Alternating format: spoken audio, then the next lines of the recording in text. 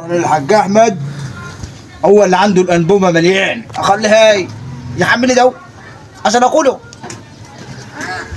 يا حاج احمد، يا حاج احمد، حاج احمد، حاج احمد. ماشي يا معلم. السلام عليكم. بالراحه يا معلم، انت بتخاف. السلام عليكم. ازيك يا حاج احمد؟ عامل ايه؟ الحمد لله والله. طبعا بقول لك الجار طبعا انا الجار قاطع مش الملوخيه ده بالله عليك عندك. ملوخيه. ايه بالارانب. طب يا ابني هتعملوا عندنا كبده، الانبوبه بتاعتي ما فيهاش. معلش والله العيال عايزين ياكلوا وانا عايز احميهم له.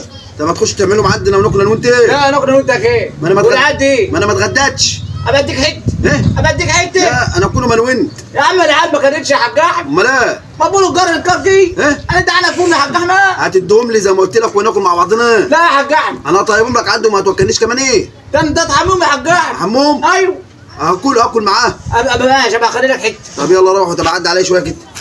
يلا ماشي يا حاج احمد. حياة امك ما هاتهم لا، راح اعملهم واكلهم لوحدي.